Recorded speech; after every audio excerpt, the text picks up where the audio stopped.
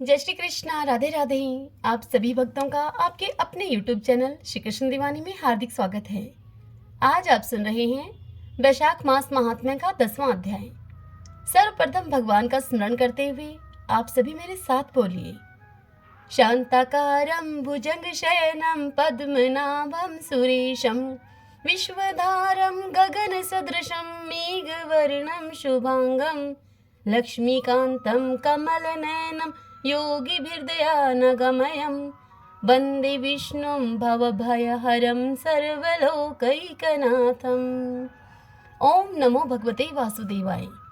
व्याध ने शंख मुनि से पूछा कि हे ब्राह्मण, आपने मुझसे पहले कहा था कि भगवान विष्णु की प्रीति के लिए कल्याणकारी भागवत धर्मों का और उनमें भी वैशाख मास में कर्तव्य रूप से बताए हुए नियमों का विशेष रूप से पालन करना चाहिए। वे भगवान विष्णु कैसे हैं, उनका क्या लक्षण है, उनकी सत्ता में क्या प्रमाण है तथा वे सर्वव्यापी भगवान किनके द्वारा जानने के योग्य हैं। वैष्णव धर्म कैसे हैं और किससे भगवान श्री हरि प्रसन्न होते हैं। हे महामते, मैं आपका किंकर हूँ, मुझे आप ये सभी बातें बताइए। व्याध के इस प्रकार पूछने पर शंख मुनि ने रोग शोक से रहित संपूर्ण जगत के स्वामी भगवान नारायण को प्रणाम करके व्याध से कहा कि हे व्याध, भगवान विष्णु का स्वरूप कैसा है, अब तुम यह सुनो। भगवान समस्त शक्तियों के आश्रय, संपूर्ण गुणों के निधि तथा सभी के ईश्वर बताए गए हैं। वे निर्गुण, निष्कल और अनंत हैं, सत, चित और आनंद, यही उनका स्वरूप है। यह जो अखिल चराचर जगत है, अपने अधीश्वर और आश्रय के साथ नियत रूप से जिसके वश में स्थित है, जिससे इसकी उत्पत्ति, पालन, संहार, पुनरावृत्ति तथा नियमन आदि होते हैं, प्रकाश, बंधन, मोक्ष और जीविका, इन सब की प्रवृत्ति जहाँ से होती है, वे ही ब्रह्मा नाम से प्रसिद्ध भगवान विष्णु हैं। वे ही विद्वानों के सम्मान्य सर्वव्यापी परमेश्वर हैं। ज्ञानी पुरुषों ने उन्हीं को साक्षात परब्रह्मा कहा है। वेद, शास्त्र, स्मृति, पुराण, इतिहास, 5 रात्र और महाभारत सब विष्णु स्वरूप हैं, विष्णु के ही प्रतिपादक हैं। इन्हीं के द्वारा महाविष्णु जानने के योग्य हैं। वेद वैद सनातन देव भगवान नारायण को कोई इंद्रियों से अर्थात प्रत्यक्ष प्रमाण के द्वारा तो कोई अनुमान से और तर्क से भी नहीं जान सकता है। उन्हीं के दिव्य जन्म, कर्म तथा गुणों को अपनी बुद्धि के अनुसार जानकर उनके अधीन रहने वाले जीव समूह सदा मुक्त होते हैं। यह संपूर्ण जगत प्राण से उत्पन्न हुआ है और प्राण स्वरूप है, प्राण रूपी सूत्र में पिरोया हुआ है तथा प्राण से ही चेष्टा करता है। सबका आधारभूत यह सूत्र आत्मा प्राण ही विष्णु है, ऐसा विद्वान पुरुष कहते हैं। शंख मुनि की इस बात को सुनकर व्याध ने उनसे पूछा कि हे ब्राह्मण, जीवों में यह सूत्रात्मा प्राण सबसे श्रेष्ठ किस प्रकार से है। तब शंख मुनि ने व्याध से कहा कि हे व्याध, पूर्व काल में सनातन देव भगवान नारायण ने ब्रह्मा आदि देवताओं की सृष्टि करके कहा देवताओं से कि हे देवताओं, मैं तुम्हारे सम्राट के पद पर ब्रह्मा जी की स्थापना करता हूँ। यही तुम सबके स्वामी हैं। अतः तुम लोगों में से जो कोई भी सबसे अधिक शक्तिशाली हो, उसे तुम स्वयं ही युवराज के पद पर प्रतिष्ठित करो। भगवान के इस प्रकार कहने पर इंद्र आदि सभी देवता आपस में अब विवाद करते हुए कहने लगे, युवराज मैं बनूंगा, मैं युवराज होऊंगा, मैं होऊंगा। इस प्रकार से कहते हुए सभी देवता आपस में विवाद करने लगे। किसी ने सूर्य को श्रेष्ठ बताया तो किसी ने इंद्र को। किन्हीं की दृष्टि में कामदेव ही सबसे श्रेष्ठ थे। कुछ लोग मौन ही खड़े रहे। उनका आपस में कोई निर्णय न होता देखकर वे सभी अब भगवान नारायण के पास पूछने के लिए गए और उन्हें प्रणाम करके हाथ जोड़कर वे बोले, हे महाविष्णु, हम सब ने अच्छी प्रकार से विचार कर लिया है, किंतु हम सब में से श्रेष्ठ कौन है, यह हम अभी तक भी किसी प्रकार भी निश्चय नहीं कर सके हैं। अब आप ही इस बात का निर्णय कीजिए। तब भगवान विष्णु उनसे हंसते हुए कहने लगे। विष्णु भगवान ने देवताओं से कहा कि इस विराट ब्रह्मांड रूपी शरीर से जिसके निकल जाने पर यह गिर जाएगा और जिसके प्रवेश करने पर यह शरीर पुनः उठकर खड़ा हो जाएगा, वही देवता सबसे श्रेष्ठ है। विष्णु भगवान के ऐसा कहने पर सभी देवताओं ने उनसे कहा कि अच्छा, ऐसा ही हो। तब सबसे पहले देवेश्वर जयंत विराट शरीर के पैर से बाहर निकला उसके निकलने से उस शरीर को लोग पंगु कहने लगे, परंतु शरीर गिर न सका। यद्यपि वह चल नहीं पाता था, तो भी सुनता, पीता, बोलता, सूंघता और दिखता हुआ पहले की तरह ही स्थिर ही रहा। तत्पश्चात गुहा देश के दक्ष प्रजापति निकलकर अलग हो गए। तब लोगों ने उसे नपुंसक कहा, किंतु उस समय भी वह शरीर गिर न सका। उसके बाद विराट शरीर के हाथ से सब देवताओं के राजा इंद्र बाहर निकले। उस समय भी शरीरपात नहीं हुआ। विराट पुरुष को सब लोग अब हस्तहीन अर्थात लूला कहने लगे। इसी प्रकार नेत्रों से सूर्य निकले। तब लोगों ने उस शरीर को अंधा और काना कहा। उस समय भी शरीर का पतन नहीं हुआ। तदंतर नासिका से अश्विनी कुमार निकले, किंतु शरीर नहीं गिर सका। केवल इतना ही कहा जाने लगा कि यह शरीर सूंघ नहीं सकता। तब उसके कान से अधिष्ठात्र देवियां दिशाएं निकली। उस समय लोग उस शरीर को बधिर कहने लगे, परंतु उस शरीर की मृत्यु नहीं हुई। तत्पश्चात जीवा से वरुण देव निकले। तब लोगों ने यही कहा कि यह पुरुष रस का अनुभव नहीं कर सकता, किंतु देहपात अब भी नहीं हुआ। तदंतर वाक इंद्रिय से उसके स्वामी अग्निदेव निकले। उस समय उस शरीर को गूंगा कहा गया, किंतु अब भी वह शरीर गिरा नहीं। फिर अंतःकरण से बोध स्वरूप रुद्र देवता अलग हो गए। उस दशा में लोगों ने उस शरीर को जड़ कहा, किंतु शरीरपात अब भी नहीं हुआ। सबके अंत में उस शरीर से प्राण निकला। तब लोगों ने उसे मरा हुआ बतलाया। इससे देवताओं के मन में बड़ा भारी विस्मय हुआ। देवता कहने लगे कि हम लोगों में से जो भी इस शरीर में प्रवेश करके इसे पूर्व की भांति उठा देगा अर्थात जीवित कर देगा, वही युवराज होगा। ऐसी प्रतिज्ञा करके सभी कर्मशः उस शरीर में से प्रवेश करने लगे। जयंत ने पैरों में प्रवेश किया, किंतु वह शरीर नहीं उठा। प्रजापति दक्ष ने गुहे इंद्रियों में प्रवेश किया, फिर भी वह शरीर नहीं उठा। तब इंद्र ने हाथ में प्रवेश किया, सूर्य ने नेत्रों में प्रवेश किया, दिशाओं ने कान में प्रवेश किया, वरुण देव ने जीवा में प्रवेश किया, अश्विनी कुमार ने नासिका में प्रवेश किया, अग्नि ने वाक इंद्रियों में प्रवेश किया और रुद्र ने अंतःकरण में प्रवेश किया, किंतु फिर भी वह शरीर नहीं उठा। सबके अंत में उस शरीर में प्राणों ने प्रवेश किया। तब वह शरीर उठकर खड़ा हो गया। तब देवताओं ने प्राण को ही सब देवताओं में श्रेष्ठ निश्चित किया। बल, ज्ञान, धैर्य, वैराग्य और जीवन शक्ति में प्राण को ही सर्वाधिक मानकर देवताओं ने उसी को युवराज पद पर अभिषिक्त किया। इस उत्कृष्ट स्थिति के कारण प्राण को उकत कहा गया है। अतः समस्त चराचर जगत प्राणात्मक है। जगदीश्वर प्राण अपने पूर्ण एवं बलशाली अंशों के द्वारा सर्वत्र परिपूर्ण है। प्राणहीन जगत का अस्तित्व नहीं है। प्राणहीन कोई भी वस्तु वृद्धि को नहीं प्राप्त होती।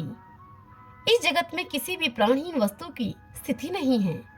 इस कारण प्राण सब जीवों में श्रेष्ठ, सबका अंतरात्मा और सर्वाधिक बलशाली सिद्ध हुआ। इसलिए प्राण उपासक प्राण को ही सर्वश्रेष्ठ कहते हैं। प्राण सर्वदेवात्मक है, सब देवता प्राणमय हैं। वह भगवान वासुदेव का अनुगामी तथा सदा ही उन्हीं में स्थित है। मनीषी पुरुष प्राण को महाविष्णु का बल बतलाते हैं। महाविष्णु के महात्म्य और लक्षण को इस प्रकार से जानकर मनुष्य पूर्व बंधन का अनुसरण करने वाले अज्ञान व लिंग को उसी प्रकार से त्याग देता है जैसे कि सर्प अपनी पुरानी केंचुली को त्याग देता है। लिंग देह का त्याग करके वह परम पुरुष अनामय भगवान नारायण को प्राप्त होता है। हरि ओम तत्सत। ओम नमो भगवते वासुदेवाय। ओम माधवाय नमो नमः। आइए भक्तजनों, अब हम वैशाख स्नान की आज की कथा का श्रवण करते हैं। नर्मदा नदी के तट पर एक बहुत ही पुराना और छोटा सा गांव था। उस गांव में एक वृद्ध वैश्य रहा करता था। उस वैश्य के परिवार में उसकी पत्नी और उसके 2 बेटे और 2 बहुएं थीं। उस वृद्ध वैश्य का प्रतिदिन का एक नियम था कि वह हर रोज नर्मदा नदी के घाट पर जाकर स्नान किया करता था। तत्पश्चात 1 लोटे जल को सूर्य नारायण को अर्घ देता, फिर बड़, पीपल और आंकड़े के पेड़ को सींचता। एक समय की बात है, कुछ दिन के बाद वैशाख मास लगने वाला था। उसकी तबीयत पिछले कुछ दिनों से बड़ी खराब चल रही थी, किंतु वह फिर भी जैसे तैसे अपना यह नियम पूरा कर रहा था। यही सब विचार करके वह एक दिन अपनी पत्नी से बोला कि भाग्यवान, वैशाख मास लगने वाला है और पिछले कुछ दिनों से मेरी तबीयत भी ठीक नहीं है।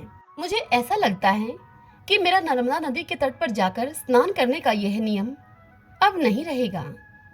अब 1-2 दिन ही वैशाख मास को लगने में बचे हैं। अपने पति की यह सब बातें सुनकर वैश्य की पत्नी उससे कहने लगी कि आप यह सब बात सोचकर इतने दुखी क्यों होते हैं? भगवान की दया से हमारे 2-2 बेटे हैं। आप उनमें से किसी एक भी बेटे को बोल देंगे तो वह आपको नर्मदा नदी के तट से वहां से पानी का एक घड़ा लाकर दे देंगे। यह सुनकर वैश्य कहने लगा कि भाग्यवान, इस बार मेरा ऐसा मन करता है कि हम दोनों जोड़े से वैशाख का स्नान करें। तब वैश्य की पत्नी वैश्य से कहने लगी कि मैं भी यही सोच रही थी कि इस बार हम दोनों जोड़े से वैशाख का स्नान करें। तत्पश्चात वृद्ध वैश्य पति पत्नी ने अपने दोनों बेटों और बहुओं को आवाज लगाई, उन्हें अपने पास में बुलाया। बेटे बहुओं के पास आने पर उन्होंने अपने मन की इच्छा उनको बताई। सारी बात को सुनकर साहूकार का बड़ा बेटा कहने लगा कि पिताजी, आप तो जानते ही हैं कि मैं दूसरे शहर में नौकरी करने के लिए जाता हूँ। हर रोज आवागमन करने के लिए सुबह जल्दी निकलना पड़ता है। रोज सुबह 5 बजे घर से निकलना पड़ता है। इसलिए पिताजी, मैं यह काम नहीं कर पाऊंगा। तत्पश्चात बड़ी बहू कहने लगी कि माताजी, ये सुबह काम पर जल्दी ही चले जाते हैं। मुझे इनके लिए सुबह जल्दी उठकर भोजन बनाना होता है। 2-4 दिन की बात होती तो मैं निभा भी देती, लेकिन पूरे वैशाख मास मुझसे यह नियम नहीं निभाया जा सकेगा। मैं आपके संपूर्ण वैशाख मास नर्मदा नदी से पानी का घड़ा नहीं लाकर दे सकती। बड़े बेटे और बहू की यह बात सुनकर अब वह वैश्य दंपति विचार मगन हो गए। तब उन्हें उनका छोटा बेटा और बहू कहने लगे कि माँ, पिताजी, आप चिंता मत कीजिए, हम दोनों आप दोनों के लिए नर्मदा नदी से पानी का एक एक घड़ा लाकर दे देंगे। आप दोनों अवश्य ही वैशाख का स्नान कीजिए। ऐसा बोलकर वैश्य के दोनों बेटे और बहुएं अब अपने अपने कमरे में चले गए। तत्पश्चात वैश्य दंपति का छोटा बेटा अपनी पत्नी से कहने लगा कि सुशीला, मेरे मन में एक विचार आ रहा है। तब उसकी पत्नी बोली कि बताइए। तब वह कहने लगा कि हम वैशाख मास में प्रतिदिन माँ और पिताजी के लिए उनके स्नान करने के लिए नर्मदा नदी से जल लेकर आएंगे, तो क्यों ना हम भी वैशाख का स्नान करें। यह सुनकर सुशीला बोली कि यह बात आपने 16 आना सही कही है। अब हम भी जोड़े से वैशाख का स्नान करेंगे। और फिर उन दोनों ने बाहर आकर अपने माँ और पिताजी से यह अपने मन की बात कही। वह कहने लगे कि पिताजी, माँ, हम भी आपके साथ जोड़े से वैशाख का स्नान करेंगे। बेटे बहू की यह बात सुनकर वृद्ध वैश्य दंपति बड़े प्रसन्न हुए। अब क्या था, वैश्य के बेटा और बहू सुबह 4 बजे उठकर नर्मदा के घाट पर पहुंच गए। वहां जाकर वैश्य के बेटे ने मर्दाना घाट पर स्नान किया और बहू ने जनाना घाट पर स्नान किया। तत्पश्चात उन दोनों ने नर्मदा से पानी का एक एक घड़ा भरकर अपने माता पिताजी के लिए लेकर आए। फिर वैश्य दंपति ने उन घड़ों से 2 लोटे जल निकालकर रख लिया। शेष जल से उन्होंने स्नान कर लिया। स्नान के पश्चात लोटों में रखे हुए जल से सूर्य भगवान को जल दिया, फिर पीपल को जल दिया, बड़ के वृक्ष को जल से सींचा और शेष जल उस जल से उन्होंने आंकड़े को सींच दिया। पूर्ण भाव से उन्होंने पूजा की और फिर 5 परिक्रमा लगाई। पहले के जमाने के लोग अपने घरों के आंगन में, घरों के बाहर नीम, बड़, पीपल, आंकड़े आदि पेड़ों को लगाए रखते हैं। कहीं कहीं तो गाँव में यह सब हमें आज भी देखने को मिल जाता है। फिर उस वैश्य दंपति के स्नान, पूजा और परिक्रमा करने के पश्चात उनके छोटे बेटे की बहू सुशीला उन दोनों के कपड़ों को धोती और उन कपड़ों को घर के आंगन में सुखा देती और फिर उन्हें चाय बनाकर पकड़ा देती। फिर उनके लिए वह भोजन बनाती। इस प्रकार पूरा वैशाख मास अब बीत गया। अब वैशाख पूर्णिमा का दिन आया। तब वैश्य दंपति अपने छोटे बेटे और बहू से कहने लगे कि तुम दोनों ने भी हमारे साथ वैशाख का स्नान किया है। वैशाख स्नान के संपूर्ण फल को पाने के लिए हमें जोड़े से 2 ब्राह्मण और ब्राह्मणी को उन्हें भोजन खिलाना चाहिए। फिर वह बहू से बोले कि बेटा, कल तुम बड़ा भोजन अर्थात सब्जी, पूरी, खीर, हलवा, कचौरी, मालपुआ आदि सब बना लेना। सब भोजन शुद्ध एवं स्वादिष्ट हो। हम उन्हें ब्राह्मण ब्राह्मणी के जोड़े को भोजन करवाएंगे, कपड़े और दक्षिणा आदि भी देंगे। इसलिए कल तुम गांव से 2 ब्राह्मण उनकी पत्नी के सहित उन जोड़ों को निमंत्रण देकर अपने साथ बुला कर ले आना। तब वैश्य के बेटा और बहू कहने लगे कि पिताजी, माँ, जैसा आपने कहा हम वैसा ही करेंगे। तत्पश्चात अगले दिन वृद्ध वैश्य के छोटे बेटे की बहू सुशीला सुबह जल्दी उठकर सभी स्वादिष्ट भोजन बनाने लगी और फिर भोजन बनाने के पश्चात वह गांव से 2 ब्राह्मण और ब्राह्मणी के जोड़ों को बुलाने के लिए चली गई। सुशीला अभी आधे रास्ते में ही पहुंची थी कि उसे उसके सामने से आते हुए 2 ब्राह्मण और 2 ब्राह्मणी दिखाई दिए। उन्हें देखकर सुशीला सोचने लगी कि शायद ये कोई तीर्थ यात्री हों, गांव के तो नहीं लगते ही। अब सुशीला के मन में एक विचार आया। सुशीला ने सोचा कि क्यों न मैं इन्हें ही भोजन के लिए घर पर लेकर चलती हूँ। ये तीर्थ यात्री तो थके मांदे भी हैं और भूखे भी होंगे ही, क्यों न इन्हें ही भोजन करा दिया जाए। इन्हें भोजन करने की आवश्यकता भी है। यह सब अपने मन में विचार करके सुशीला ने उन दोनों जोड़ों को प्रणाम किया और फिर उनसे कहने लगी कि पंडित जी, आज वैशाख की पूर्णिमा के शुभ अवसर पर मेरी सास और ससुर 2 ब्राह्मण पति पत्नी के जोड़ों को भोजन कराना चाहते हैं। कृपया आप मेरे साथ मेरे घर भोजन करने के लिए चलिए। सुशीला की इस बात को सुनकर वह पंडित और पंडितानी कहने लगे कि बेटी, हम तो तीर्थ यात्री हैं, हमें भोजन मिल जाए इससे अच्छी और क्या बात होगी भला। तब वैश्य की छोटी बहू उनको अपने घर लेकर आ गई। उनके लिए उसने आसन बिछाया, चौकी लगाकर भोजन का थाल परोसा, पानी का लोटा भरकर रखा। उन चारों तीर्थ यात्रियों ने फिर पेट भर के भोजन खाया। तत्पश्चात वृद्ध वैश्य दंपति ने उन्हें कपड़े और दक्षिणा दी। वैश्य परिवार की सेवा भाव से प्रसन्न होकर उन चारों तीर्थ यात्रियों ने उन सबको ढेरों आशीर्वाद दिए। तत्पश्चात वैश्य दंपति अपने छोटे बेटे और बहू से कहने लगे कि इनके चरण धोने के लिए जल लेकर आओ। माँ पिताजी की इस बात को सुनकर बेटा बहू चरण धोने का जल लेने के लिए घर के भीतर कमरे में चले गए। उधर वैश्य दंपति चरण पोंछने के लिए गमछा लाने के लिए अंदर चले गए। उनके पीछे से वह चारों तीर्थ यात्री, जो कि भगवान राम, माता सीता, विष्णु जी और माता लक्ष्मी थे, वह ब्राह्मण ब्राह्मणी का वेश धारण करके वैश्य दंपति और उनके बेटा बहू को वैशाख स्नान और बड़ पीपल तथा आंकड़े को सींचने का पुण्य फल देने के लिए आए थे। उनके सत की रक्षा करने के लिए वे आए थे। वे अब अंतर्ध्यान हो गए। अब जैसे ही वैश्य दंपति और उनके बेटा बहू गमछा और जल लेकर आंगन में आए तो उन्हें वहां कोई भी दिखाई न दिया। लेकिन उन्हें यह सब देखकर बड़ा ही आश्चर्य हुआ कि उनकी रसोई में अन्न धन के ढेर लगे हुए थे। जैसे ही वैश्य दंपति ने भोजन की चौकी हटाई तो उन्हें और आश्चर्य हुआ। जहाँ पर राम और माता सीता बैठे हुए थे, वहाँ भगवान राम के चरण और धनुष के चिन्ह अंकित थे, और जहाँ पर माता सीता बैठी थी वहाँ पर सोने के मोहरों की थैली पड़ी हुई थी। जहाँ भगवान विष्णु बैठे थे वहाँ चक्र का चिन्ह अंकित था, और जहाँ माता लक्ष्मी बैठी थी वहाँ पर हीरे, मोती, सोने चांदी के आभूषणों की ढेरी पड़ी थी। अब यह खबर पूरे गांव भर में फैल गई कि वैश्य दंपति के घर भगवान राम, माता सीता, भगवान विष्णु और माता लक्ष्मी प्रकट हुए हैं। अब तो वैश्य दंपति के घर गांव के लोगों का तांता लग गया। अब जब वैश्य दंपति के बड़े बेटे को, बड़ी बहू को यह बात पता चली तो उन्हें बहुत दुख हुआ। वे अपने मन में विचार करने लगे कि यदि हम भी वैशाख स्नान करते, माँ और पिताजी के लिए नर्मदा नदी से जल लेकर आते, तो आज हमें भी भगवान के दर्शन मिलते। अब वैश्य का बड़ा बेटा और बहू पछता रहे थे।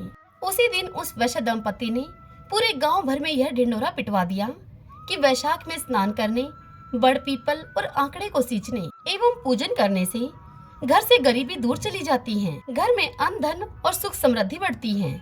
इसलिए यदि संपूर्ण वैशाख व्रत धारण करना संभव न हो सके तो वैशाख में सूर्योदय से पहले उठकर स्नान करने के बाद बड़ पीपल और आंकड़े की पूजा अवश्य करनी चाहिए।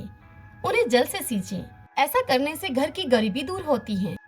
हे मेरे बड़ पीपल और आंकड़े में वास करने वाले देवता, हे मेरे वैशाख देवता, जैसा सुख आपने वैश्य दंपति और उसके छोटा बेटा बहू को दिया, वैसा ही सुख जो आपका कोई पूजन करे इस मास में उन सब को देना। आपकी यह कथा जो भी कहे सुने, हुकारा भरे उन सबको सुख देना, उनकी सबकी दरिद्रता को दूर करना, सभी की मनोकामनाओं को पूर्ण करना। सभी बोलिए वैशाख देव भगवान विष्णु की जय।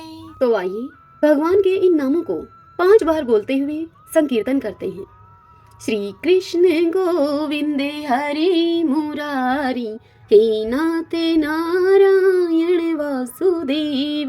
श्री कृष्ण गोविंद हरि मुरारी, हे नाथ नारायण वासुदेव। श्री कृष्ण गोविंद हरि मुरारी, हे नाथ नारायण वासुदेव। श्री कृष्ण गोविंद हरि मुरारी, हे नाथ नारायण वासुदेव। श्री कृष्ण गोविंद हरि मुरारी, हे नाथ नारायण वासुदेव। सभी बोलिए विष्णु भगवान की जय। श्री राधा कृष्णाभ्याम नमो नमः।